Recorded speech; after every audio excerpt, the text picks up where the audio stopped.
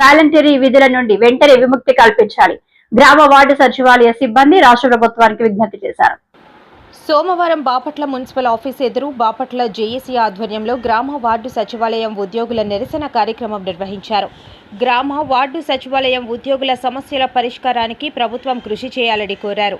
తమ పని గంటల ముగిసిన తర్వాత కూడా సర్వేల పేరుతో అధిక పని చేస్తున్నారని, దీనివల్ల ముఖ్యంగా మహిళలు అనేక ఇబ్బందులు ఎదుర్కోవాల్సిన పరిస్థితి ఏర్పడిందని ఆవేదన వ్యక్తం చేశారు. ఇప్పటికైనా రాష్ట్ర ప్రభుత్వం గ్రామ వార్డు సచివాలయ ఉద్యోగుల సమస్యలపై ప్రత్యేక దృష్టి సారించాలని, తమకు న్యాయం జరిగే వరకు పోరాటం కొనసాగుతుందని స్పష్టం చేశారు. గత కొద్ది రోజులుగా గ్రామ వార్డు సచివాలయ ఉద్యోగులు మరియు రాష్ట్ర జేఏసీ సభ్యులు ఒక నిరసన కార్యక్రమాన్ని చేపట్టారు. గత 5.5 సంవత్సరాలుగా గ్రామ సచివాలయ ఉద్యోగుల సమస్యలను ప్రభుత్వం పట్టించుకోని కారణంగా ఈ రోజున మేము నిరసన కార్యక్రమం తెలియజేస్తున్నాం.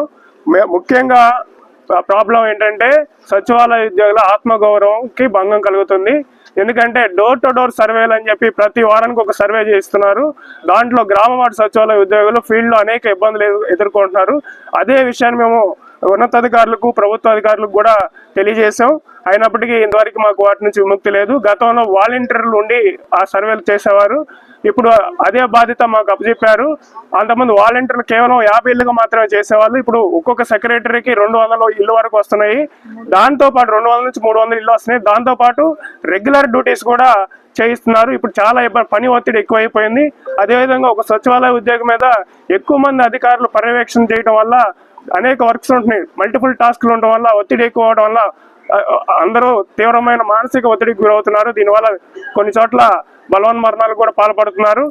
ప్రభుత్వం వెంటనే ఈ విషయాన్ని పరిగణలోకి తీసుకుని సచివాలయ ఉద్యోగులకి డోర్ టు డోర్ సర్వేల నుంచి అట్లాగే వాలంటీర్ విధుల నుంచి విముక్తి కల్పించాలి. సచివాలయ ఉద్యోగుల ఆత్మగౌరవాన్ని కాపాడాలి. రెండోదిగా మాకు సచివాలయ ఉద్యోగులకు మొదట్లో 15,000కి ఉద్యోగం చేసాం. ఆ టైంలో 2 సంవత్సరాలు కరోనా ఉన్నప్పటికీ కూడా వేరు ఉద్యోగాలను చేసుకుంటూ వచ్చిన వాళ్ళు కూడా 15,000కి కాంప్రమైజ్ అయ్యి ఎంతో నిబద్ధతతో కరోనా టైంలో డోర్ టు డోర్ సర్వే అందించాము. ప్రభుత్వం అప్పటికి ఏ విధమైన గుర్తింపు ఇవ్వనప్పటికీ మాకు రావాల్సిన ప్రమోషన్స్ అట్లాగే మాకు రావాల్సిన 6 yearsకి రావాల్సిన నోషనల్ ఇంక్రిమెంట్స్ అట్లాగే మాకు ప్రమోషన్ రెగ్యులరైజేషన్ ఒక 9 months లేట్గా జరిగిందండి సచివాలయ ఉద్యోగులకి. దానికి సంబంధించిన ఇంక్రిమెంట్ అరియర్స్ వేయలేదు. వీటన్నిటి గురించి మేము డిమాండ్ చేస్తున్నాం.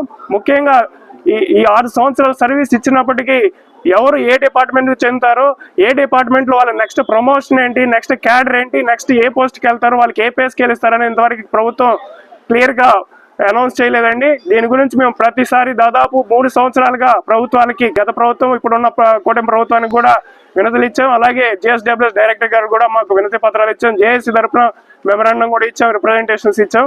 అయినప్పటికీ క్లియర్గా ఎటువంటి ప్రకటన చేయలేదు. వెంటనే సచివాలయ ఉద్యోగులకు ప్రమోషన్ ఛానల్ కల్పించాలి. ప్రతి ఒక్క ఉద్యోగికి తన యొక్క నెక్స్ట్ ప్రమోషన్ ఛానల్ ఏంటి, ఎప్పుడు వస్తుంది అనేది క్లియర్గా వెంటనే తెలియజేయాలి. అదేవిధంగా మాకు రావాల్సిన 6 yearsకి రావాల్సిన నోషనల్ ఇంక్రిమెంట్స్ ఇవ్వాలి.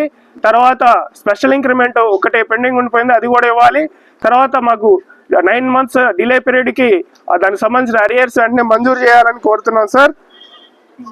అదేవిధంగా ఇప్పుడు మా కార్యాచరణలో రాష్ట్ర జేఏసీ కార్యాచరణలో భాగంగా పెన్షన్ నిలుపుదల చేయాలని మొదటగా అనుకున్నాము. కానీ ప్రజలు ఇబ్బంది పడతారని గమనించి అధికారులు కూడా చెప్పిన మేరకు ఆలోచించి ప్రజల సౌకర్యార్థం పెన్షనర్స్కి ఇబ్బంది కలగకూడదని పెన్షన్లు ఇవ్వడానికి నిర్ణయించాము. అయితే ఈ పెన్షన్లు అనేది సచివాలయం దగ్గర నుండే 10 to 5 వరకు సచివాలయం దగ్గర నుంచే ఇస్తాము. ప్రజలు దీన్ని గమనించి సచివాలయంకి వచ్చి పెన్షన్ తీసుకోవాల్సిందిగా కోరుతున్నాం. అలాగే ఎవరైతే స్పెషల్లీ డిజేబుల్డ్ పర్సన్స్ ఉంటారో, మా దివ్యాంగులు ఎవరైతే ఉంటారో, బెడ్ రిటైన్ పర్సన్స్ ఎవరైతే ఉంటారో వాళ్ళకి మేము ఇంటికి వచ్చి ఇవ్వడం జరుగుతుంది. వాళ్ళకి ఆందోళన చెందాల్సిన పని లేదు. రిమైనింగ్ ఎవరైతే ఉంటారో వాళ్ళు 10 to 5 ఆఫీస్కి వచ్చి తీసుకోవాలండి. ఈ గవర్నమెంట్ ఇంకా స్పందించకపోతే మా ఉద్యమాన్ని తీవ్రతరం చేస్తాము. తర్వాత కార్యక్రమంలో బాగా పెన్ డౌన్ మరియు రిలే నిరాహార దీక్షలు తర్వాత కార్యాచరణలో భాగంగా ఉన్నాయండి. ప్రభుత్వం ఇప్పటికైనా స్పందించి వెంటనే మమ్మల్ని చర్చలకు పిలవాలి, రాష్ట్ర జేఏసీని చర్చలకు పిలవాలి. అదేవిధంగా ఉద్యోగ సంఘం చర్చలకు పిలిచి మా యొక్క గౌరవానికి సంబంధించిన సమస్యలు మరియు మా యొక్క ఆర్థిక సమస్యలను వెంటనే పరిష్కరించాల్సిందిగా కోరుతున్నాం. Secretary Bapatla municipality. అయితే రాష్ట్ర జేఏసీ ఆధ్వర్యంలో మా సచివాలయం వ్యవస్థ యొక్క సెక్రటరీల యొక్క సమస్యలను మీ ముందుకు తీసుకురావడానికి మేము ఈరోజు బయటకు రావాల్సి వచ్చింది. మరి ముఖ్యంగా మా శానిటేషన్ సెక్రటరీస్ యొక్క విషయంలో మా జాబ్ చార్ట్ టైం అనేది మార్నింగ్ 5 o'clock స్టార్ట్ అవుతుందండి.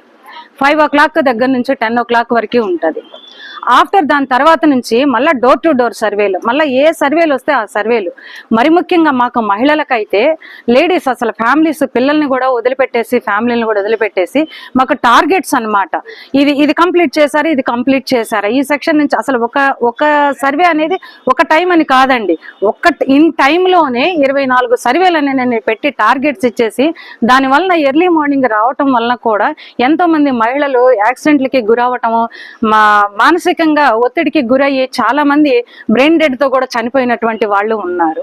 మరి మార్నింగ్ 5కి వచ్చి 10 o'clock దాకా చేస్తూ మా పని ఏంటి అని అంటే, మరి ఎంతో మంది క్వాలిఫైడ్ సెక్రటరీలు ఉన్నారు, పిహెచ్డీలు నెట్ ఫ్లెట్ క్వాలిఫై ఉన్నారు. మేమేంటి అని అంటే చెత్త తీపించటము, కాలువలు బాగు చేపించటము, ఇవి మేము చేసేటువంటి పని. అయినప్పటికీ కూడా ఈ విధానంలో మళ్ళా డోర్ టు డోర్ వెళ్తున్నప్పటికీ కూడా అసలు రెస్పెక్ట్ అనేది లేదు జాబ్ అనే దాంట్లో.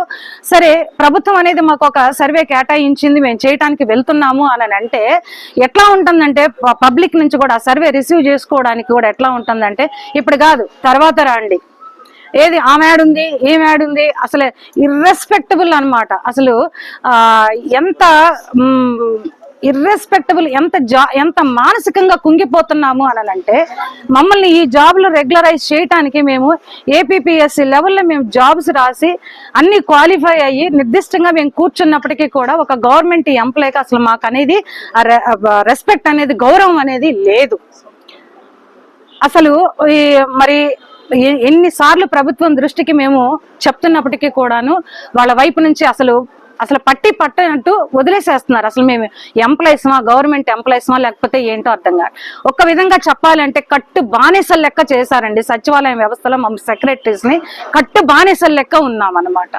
అది పోతే రీసెంట్ గా వాలంటీర్స్ ఏదైతే అంతకుముందు విధులు నిర్వర్తించే వాళ్ళో ఆ విధులు నిర్వర్తించండి అని చెప్పేసేసి అంతకుముందు వాలంటీర్స్ 50 ఇళ్ళు చేస్తే ఇప్పుడు సెక్రటరీస్ కి ఒక్కొక్కరికి 150 నుంచి 200 వరకు ఇళ్ళు అనేటువంటివి వస్తున్నాయి.